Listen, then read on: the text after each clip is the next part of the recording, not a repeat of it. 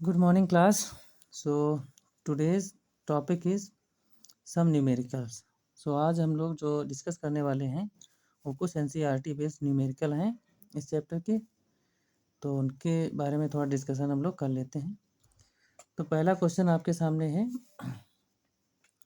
In a car lift compressed air exert a force F1 on a small piston having a radius of 5 centimeter. This pressure is transmitted to a second piston of radius 15 centimeter. If the mass of the car to be lifted is 1350 kg, मतलब 1350 kg दिया है, ठीक है।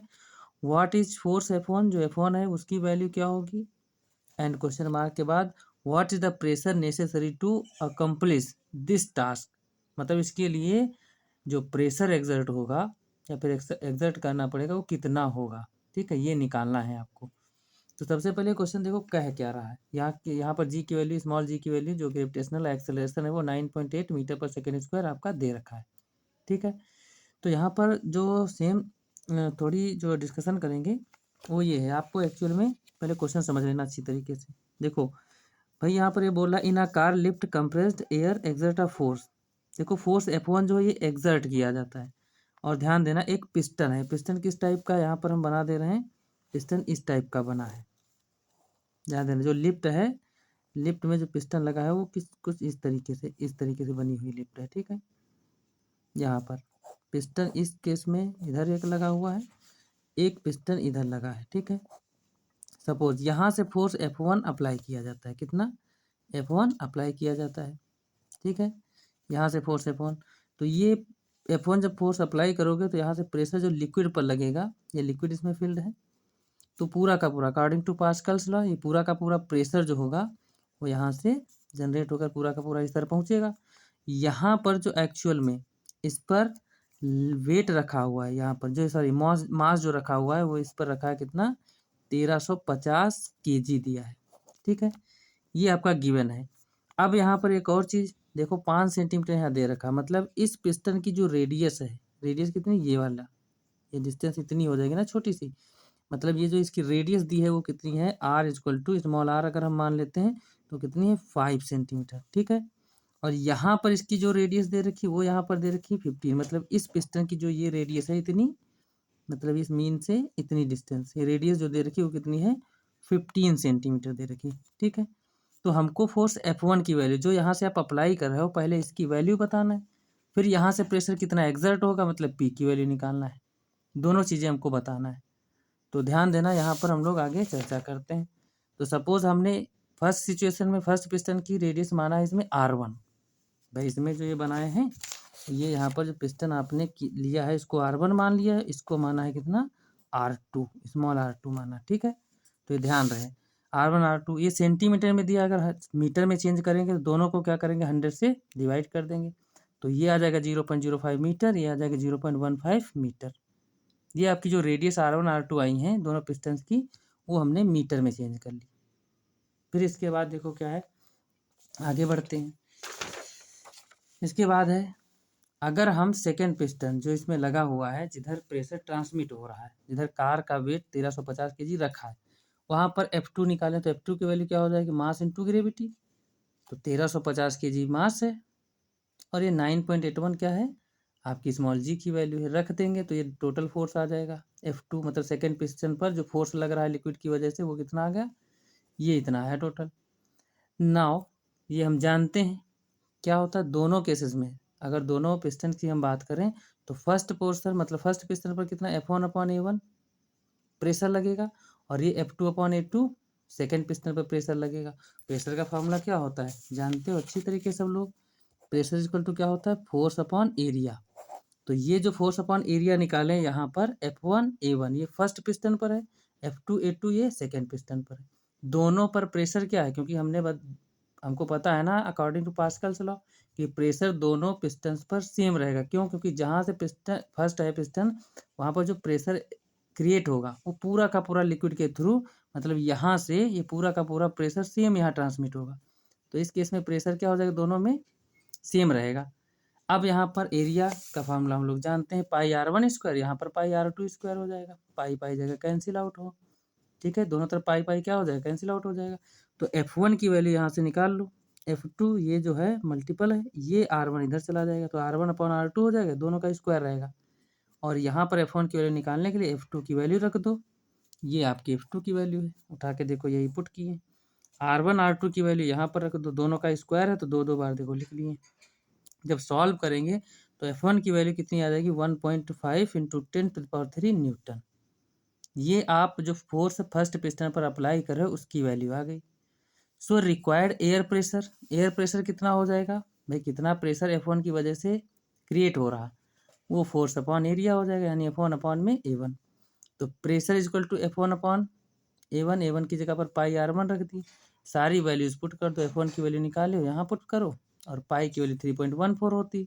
Radius की value हमने metre में रखी तो 5 इंटू 10⁻² मीटर रख के जब सॉल्व करेंगे तो प्रेशर कितना 1.9 इंटू 10⁵ न्यूटन पर मीटर स्क्वायर, और पास्कल, इसकी यूनिट अदर पास्कल भी होती है। ठीक है, तो ये आपका फाइनल प्रेशर आ जाएगा। बात समझ में आई। सेकेंड क्वेश्चन आपका है, the area of the smaller piston of a hydraulic press is 1 centimetre square and that of a longer piston is 22 centimetre square.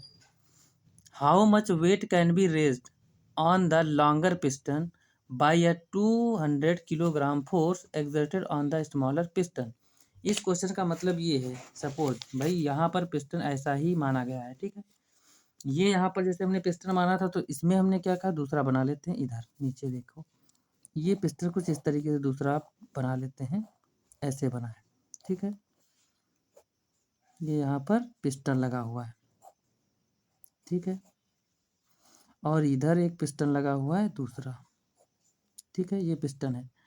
तो इसमें भी लिक्विड पूरा भरा है तो प्रेशर पूरा का पूरा ट्रांसमिट होगा। तो इसमें जो कह रहा है, क्वेश्चन क्या कह रहा है, हाइड्रोलिक प्रेस है जिसका मतलब फर्स्ट, अगर इसकी हम बात करें, ये जो आपका पिस्टन बना है इसका जो एरिया दे रखा है वो कितना दिया है, 1 सेंटीमीटर स्क्वायर। दूसरी बात इसमें कह रहा है जो लॉन्गर पिस्टन है उसका दिया है कितना, 22 सेंटीमीटर स्क्वायर, मतलब इसका जो क्रॉस सेक्शनल एरिया दिया है वो कितना दे रखा है, 22 सेंटीमीटर स्क्वायर। यानी अगर हम बात करें कैपिटल A1 की और कैपिटल A2 की, तो ये दोनों एरिया जो क्रॉस सेक्शनल एरिया पिस्टन के हैं वो दोनों का दे रखा है, ठीक है। तो पूछ इसमें रहा है how much weight can be raised on the longer piston, मतलब कह रहा है यहाँ पर कितना वेट जो है, अगर एरिया ये है तो भाई इधर से कुछ प्रेशर अगर फोर्स अप्लाई करोगे तो प्रेशर क्रिएट होगा, तो यहाँ पर कितना मास, मतलब m की वैल्यू, मतलब कितना मास ये उठा सकती है लिफ्ट, ये पूछ रहा है इस क्वेश्चन में। तो यहाँ पर कह रहा है कितना, how much weight can be raised on the longer piston by 200 kilogram force. अब ये जो दिया है ये आपका फोर्स की वैल्यू दे रखी है, exerted on the smaller piston. अगर यहाँ पर 200 न्यूटन, ध्यान देना 200 किलोग्राम फोर्स कह रहा है तो इसका मतलब न्यूटन ही होता है, ठीक है। तो इतना अगर फोर्स फर्स्ट पिस्टन पर अप्लाई किया जा रहा है तो ये एक्चुअल में कितने मास को लिफ्ट कर देगा, उठा देगा, ये आपको बताना है, यानी मास की वैल्यू निकालना है, सीधी सी बात, ठीक है। तो हम देखते हैं इसमें, सबसे पहले फर्स्ट पिस्टन का एरिया स्मॉल ए माने हैं 1 सेंटीमीटर स्क्वायर, इसको मीटर में चेंज कर लिए 10⁻⁴ मीटर स्क्वायर हो जाएगा। सेकेंड सिचुएशन में अगर सेकेंड की हम सेकेंड का एरिया माने तो सेकेंड पिस्टन का एरिया कितना है, 22 सेंटीमीटर स्क्वायर, मीटर में चेंज करेंगे ये आपका आ जाएगा 10⁻⁴ से मल्टीप्लाई कर देंगे, मीटर स्क्वायर में चेंज हो गया। फर्स्ट पिस्टन का जो फोर्स जो अप्लाई किया जा रहा है वो कितना है, 200 किलोग्राम फोर्स है। अगर किलोग्राम फोर्स को हटाना है तो यहाँ पर आपको 9.8 से मल्टीप्लाई कर देना है, तो ये आपका क्या आ जाएगा, न्यूटन में कन्वर्ट हो जाएगा। मतलब सिंपल सी बात, हम यहाँ कहे थे कि किलोग्राम फोर्स ये न्यूटन ही होता है, तो न्यूटन में चेंज करने के लिए थोड़ा हमको यहाँ पर 9.8 से मल्टीप्लाई करना पड़ेगा, ठीक है। तो ये आपका न्यूटन में कन्वर्ट हो गया। ये फोर्स फर्स्ट पिस्टन पर अप्लाई किया जा रहा है, एफ, स्मॉल एफ जो लिया है, ठीक है। Let M can be raised on the longer piston. अगर हम यहाँ पर मान लेते हैं कि स्मॉल एम मास एक ऐसा है जिसको ये इतना फोर्स लिफ्ट कर पा रहा है, सेकेंड पिस्टन पर जो ये एम मास रखा है उसको 200 जो 200 into 10 to the 200 into 9.8 newton force जो फर्स्ट पिस्टन पर अप्लाई कर रहे हो, ये हम कंसीडर कर रहे हैं कि एम मास को लिफ्ट कर देता है, जो कि यहाँ पर एम माना है। तो इस पे फोर्स कितना क्रिएट होगा, सेकेंड पिस्टन पे F is equal to mass into 9.8 newton, मतलब फोर्स इक्वल टू क्या हो जाएगा, मास इंटू ग्रेविटेशनल एक्सेलरेशन। ये आ जाएगा, सेकेंड पिस्टन पर है, ठीक है। अब दोनों केसेस में हम तो ये जानते हैं अकॉर्डिंग टू पास्कल्स लॉ कि प्रेशर दोनों पिस्टन पर क्या रहेगा, सेम रहेगा, कि एक तरफ से प्रेशर जो होगा वो पूरा पूरा लिफ्ट से ट्रांसमिट होकर दूसरे लिफ्ट में चला जाएगा। तो ये कितना हो जाएगा, मतलब दूसरे पिस्टन में चला जाएगा, ठीक है। तो स्मॉल एफ अपॉन ए, कैपिटल एफ अपॉन ए, यहाँ से आपको क्या करना है, स्मॉल एफ और स्मॉल ए की वैल्यू ये रख दी, कैपिटल एफ की वैल्यू ये है, इधर पुट कर दिए, कैपिटल ए की वैल्यू यहाँ पर ये दे रखी है, इसको उठा के यहाँ पुट कर दी। जो जो कैंसिल आउट होने वाला, मीटर स्क्वायर से चला गया, न्यूटन न्यूटन से चला गया, 9.9.8 से चला जाएगा। फिलहाल आगे एक अगला स्टेप करके तब काट दिए हैं, 9.9.8 से कट गया। 10⁴ माइनस की, ये ऊपर भी माइनस की, जब ये पावर ऊपर जाएगी तो कैसी हो जाएगी, प्लस की, और प्लस माइनस क्या हो जाएगी, कैंसिल हो जाएगी। चाहे डायरेक्ट काट दो या फिर इसको ऊपर ले जाकर 10⁴ तब कैंसिल करो। दोनों केस में ये दोनों की वैल्यूज क्या हो जाएंगी, कट जाएंगी। बचेगा कितना, 200 × 22, ये मल्टीप्लाई कर लेंगे, आ जाएगा 4400 kg, मतलब 44 kg। टोटली हम ये कहें कि जो फर्स्ट पिस्टन पर फोर्स ये आपका 200 किलोग्राम फोर्स जो अप्लाई किया जा रहा था, उसकी वजह से 4400 किलोग्राम मास वो लिफ्ट जो है, वो जो सेकेंड पिस्टन है वो इसको लिफ्ट कर सकता है, उठा सकता है। ये आपका फाइनल 4400 kg मास आ जाता है। इसके बाद अगला टॉपिक आपका आता है pressure exerted by a liquid कॉलमन। बहुत मोस्ट इंपॉर्टेंट टॉपिक है। सपोज इसके बाद हम जो ये हेडिंग पढ़ी है इसको देख लेना, pressure exerted by a liquid कॉलमन। तो ये क्या होता है देखते हैं। सपोज यहाँ पर हमने एक क्यूबिकल शेप का एक कंटेनर माना है, वेसल माना है, जिसमें ध्यान रहे ये पूरे में लिक्विड भरा हुआ है, ठीक है। ये लिक्विड वेट है, तो इस पूरे में हमने क्या कंसीडर किया, इसमें लिक्विड है, ठीक है। इसमें क्या है, पूरा लिक्विड भरा हुआ है। अब ध्यान रहे ये लिक्विड जो भरा है इसकी हाइट कितनी है, इस वेसल की एच लिए हैं, और इस निचले सरफेस का जो क्रॉस सेक्शनल एरिया है वो इस कैपिटल ए माने हैं। और यहाँ पर कोई अगर हम इस लिक्विड की वजह से जो इस सरफेस पर प्रेशर, ये नीचे वाला जो सरफेस है इस पर जो प्रेशर लग रहा है वो कितना कितना है, एच रो जी, मतलब P = एच रो जी। ये प्रेशर किस पर अप्लाई हो रहा है, इस सरफेस पर, जो नीचे का इस कंटेनर का सरफेस है इस पर ये प्रेशर अप्लाई हो रहा है, ठीक है। तो प्रूफ करते हैं, ठीक है। तो लिक्विड कॉलमन की वजह से जो प्रेशर एक्चुअल में लगता है, भाई लगता है तो उसको प्रूफ करना पड़ेगा। तो वेट ऑफ अ लिक्विड कॉलमन, अगर हम वेट निकालें जो ये लिक्विड इस कंटेनर में भरा हुआ है, तो W = मास इंटू ग्रेविटी, मतलब W = mg होता है ना, वेट फोर्स। तो यहाँ पर मास की वैल्यू वॉल्यूम इंटू डेंसिटी रख देंगे, और वॉल्यूम का क्या होता है, एरिया इंटू हाइट, मतलब इसका एरिया इंटू हाइट मल्टीप्लाई कर देंगे, तो ये टोटल आपका वेट आ जाएगा। बात समझे, जो वेट ऑफ अ लिक्विड कॉलमन है, इस लिक्विड की वजह से एक्चुअल में इस सरफेस पर जो वेट काम कर रहा होगा, या फिर ये कहें इस पूरे लिक्विड का जो वेट होगा वो कितना आ जाएगा आपका, AH रो जी, ठीक है। नाउ प्रेशर का फॉर्मूला क्या होता है, थ्रस्ट अपॉन एरिया, मतलब थ्रस्ट फोर्स अपॉन में एरिया। तो थ्रस्ट कितना है, W = ये आपका जो निकाले हो AH रो जी, यहाँ पुट कर देंगे, अपॉन में एरिया कैपिटल A है। अब इससे एरिया एरिया क्या हो जाएगा आपका, कैंसिल आउट हो जाएगा। तो बचेगा कितना, एच रो जी, मतलब लिक्विड कॉलमन की वजह से जो प्रेशर एक्सर्ट होता है वो कितना आ गया, P = एच रो जी के बराबर आ गया, ठीक है। मतलब कुल मिला के हम कहना ये चाहते हैं कि इस सरफेस पर जो प्रेशर हमने ये लिखा है ये प्रूव भी कर दिए कि इतना ही, ये पूरा जो लिक्विड इसमें फिल्ड है वो प्रेशर इतना एच रो जी के बराबर एक्सर्ट करता है, ठीक है, जो कि आपका यहाँ आ गया। Thus, the pressure exerted by a liquid column at a rest is proportional to the height of a liquid column and density of the liquid। मतलब इससे ये पता चला जो प्रेशर होता है वो दो चीज़ों पर डिपेंड करता है। एक तो हाइट ऑफ अ लिक्विड, मतलब उस वेसल में जो लिक्विड भरा है उसकी हाइट कितनी है। दूसरा डेंसिटी अगर ग्रेटर है तब भी प्रेशर ग्रेटर हो जाएगा, और हाइट अगर ज़्यादा है तब भी प्रेशर ग्रेटर हो जाएगा। मतलब ये दोनों आपस में क्या है, डायरेक्टली प्रोपोर्शनल है। और जी का भी इफेक्ट पड़ता है। जी की वैल्यू वैसे तो कम ही वेरिएट होती है अलग अलग प्लेसेस पर, तो जी की वैल्यू में अगर इंक्रीमेंट होता है तब भी प्रेशर की वैल्यू क्या हो जाएगी, बढ़ सकती है। अगर जी की वैल्यू घटेगी तब प्रेशर क्या हो जाएगा, डिक्रीज कर जाएगा। तो जी की वैल्यू पर भी प्रेशर जो है लिक्विड कॉलमन का डिपेंड करता है। अगला आपका टॉपिक है ये है effect of gravity on a fluid pressure, कि भाई फ्लूइड प्रेशर जो होता है, कोई भी लिक्विड है, कोई भी फ्लूइड है, तो फ्लूइड प्रेशर पर एक्चुअल में किसी पॉइंट पर अगर लिक्विड के अंदर, ये जैसे कंटेनर माने, अभी इसको प्रूफ करेंगे, ठीक है, तो फ्लूइड प्रेशर एक्चुअल में क्या उस पर ग्रेविटी का कोई इफेक्ट पड़ता है, उसको हम लोग प्रूफ करते हैं। तो सबसे पहले एक कंटेनर यहाँ पर मान लिए हैं छोटा सा, और इसमें कोई सिलेंड्रिकल एलिमेंट ऑफ लिक्विड, ये इस पूरे लिक्विड के अंदर छोटा सा एक वर्चुअल लिक्विड का सिलेंडर, एक एलिमेंट सिलेंडर कंसीडर कर लिए, ठीक है, सिलेंड्रिकल एलिमेंट ऑफ लिक्विड, ये जो कंसीडर किए हैं लिक्विड का, लिक्विड के अंदर ही एक सिलेंड्रिकल शेप का एक लिक्विड छोटा सा कोई एलिमेंटल पार्ट ले लिए, जो कि सिलेंड्रिकल शेप का इस लिक्विड के अंदर हमने कंसीडर किया है। यहाँ पर इसका cross sectional area capital A, निचला भी क्रॉस सेक्शनल एरिया कितना है, कैपिटल ए है। नीचे से प्रेशर इस क्रॉस सेक्शनल एरिया पर लग रहा हो कितना है, P2 है, ऊपर से P1 लग रहा है, और ये इंड कौन सा है, 1 है, ये इंड 2 है, तो इसकी हाइट टोटल कितनी है, स्मॉल h माने। तो यहाँ पर force due to the liquid pressure at top, अगर यहाँ पर फोर्स निकालें तो प्रेशर P1 है, एरिया A1 है, तो फोर्स कितना हो जाएगा, P1 इंटू ए, क्योंकि हम जानते हैं प्रेशर इक्वल टू क्या होता है, फोर्स अपॉन एरिया, ये डिवाइड में जब जाएगा, तो इससे फोर्स की वैल्यू F1 निकाल ली। ये डाउनवर्ड, यहाँ पर जो प्रेशर लगे, सॉरी जो फोर्स लगेगा वो हमेशा नीचे की तरफ डाउनवर्ड लगेगा, जो कि mg दिखा रहा है, ठीक है।